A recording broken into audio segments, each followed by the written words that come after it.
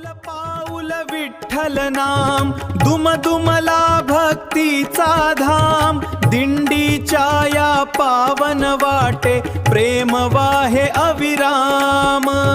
टाळ मृदंग हरिनाम गजर, भाविकांचा अखंड साज, प्रबंध भूमी भक्ती गाथा, आणते वारीचा दिव्य आवाज। निवृत्तीनाथ महाराज यांच्या पालखीचं पंढरपूरच्या दिशेने प्रस्थान होत आहे आणि याच प्रस्थानावेळी वरुण राजाचं या ठिकाणी सकाळपासून सुरू असलेलं हे आगमन, या आगमन सोहळ्यामध्येच पंढरपूरच्या दिशेने ही पालखी प्रस्थान करीत आहेत आणि प्रबंधभूमी भक्तिगाथाच्या माध्यमातून आपण हे पालखीचं महाकवरेज करीत आहोत।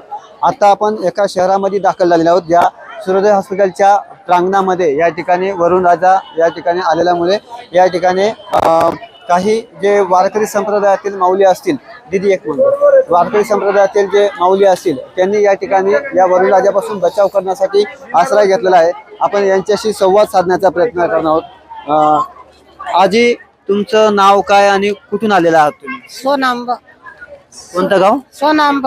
सोनांब। किती वर्षापासून तुम्ही या पालखी सोहळ्यामध्ये सहभागी? पहिलंच वर्ष। याच्या आधी कधी येण्याचा योग?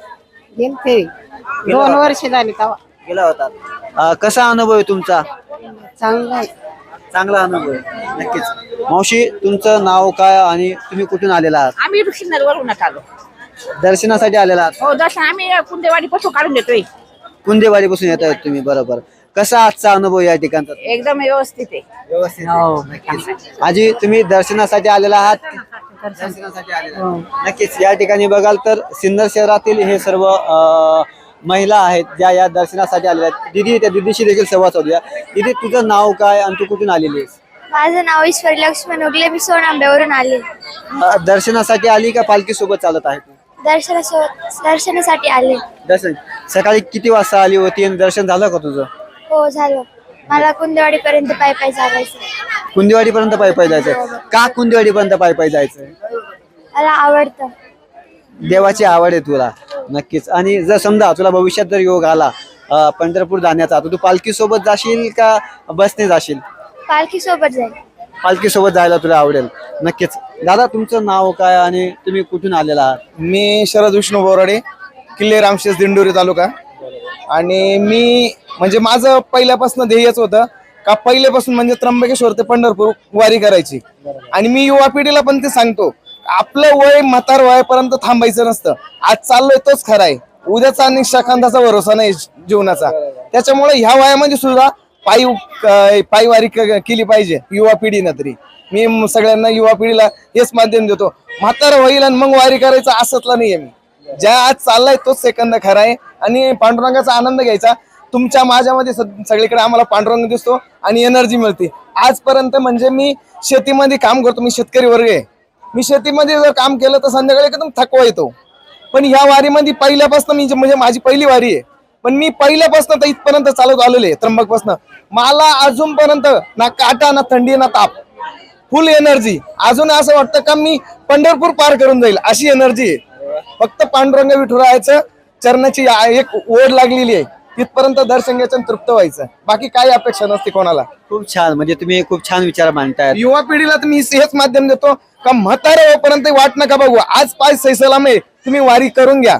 हिम्मतारे म्हणजे आज त्यांनी जुनं खाल्लंय म्हणून ते आज ह्या धोतर नेसलंय ते चाललंय। या आपल्या पिढीसाठी एक संदेश आहे का युवा पिढीनं आज तुम्ही वारी चालू केली पाहिजे। युवा पिढीला खूप गरज आहे या काळाची। आज या कलियुगाचं सावड पसरलंय, या कलियुगाला फक्त एक पांडुरंगाची ओढ आहे आणि वारी ही महत्वाची आहे। युवा पिढीला एवढंच एक संदेश देऊ शकतो मी। धन्यवाद, खूप छान आनंद वाटला तुमच्याशी बोलताना। या ठिकाणी रामकृष्ण हरी, या ठिकाणी बाबा आहेत। बाबा, तुमचं नाव काय आणि किती वर्षापासून तुम्ही या पालखीमध्ये सहभाग घेत आहेत? मला हे पहिलेच वर्ष बाबा। कोणतं गाव तुमचं? आमचं गाव अमरावती जिल्हा कारला पोस्ट। तुम्ही कारला गावाचे? अमरावती जिल्ह्यात। दिलीप अंबादास गिरासे तुमच्याच गावचे? हो काय, बरोबर ना? हा, नाही राजे, आमच्या अमरावती जिल्ह्यामध्ये गाव येते, कारला गाव ना? कारला। बरोबर। मला एक सांगा बाबा, तुम्ही पहिलेच वर्ष म्हणतायत, मग इतक्या लांबून त्र्यंबकला येऊन मग पंढरपूरच्या दिशेने प्रस्थान, असं का? हा हा, दिशेला येऊन ते पंढरला पोहोचू. पंढरपूर चाल काही अनुभव कसा आहे तुमचा या पहिल्या वारीचा? आता चालू आहे बा, सध्या चालू झालो. बरोबर. हा. पण असं वाटते का पंढरपुराच्या पुढे लोटल्या जाईल म्हणून असं वाटतं. थकवा येत नाही. नाही येत. नाही. नक्कीच. परमेश्वराची ही भक्तीच म्हणावी लागेल. ऊन वारा पाऊस कुठल्याही गोष्टींचा पर्वा न करता पंढरपूरच्या दिशेने प्रवास करत असताना यांचा अनुभव जाणून घेत असताना प्रबंधभूमीच्या माध्यमातून आपण हे महाकवरेज करीत आहोत. आणि पुढील अपडेट या पालखी सोहळ्याचा संपूर्ण अपडेट पाहण्यासाठी आजच आमच्या चॅनलला लाईक करा, सबस्क्राईब करा आणि पाहायला विसरू नका प्रबंधभूमी महाराष्ट्र न्यूज.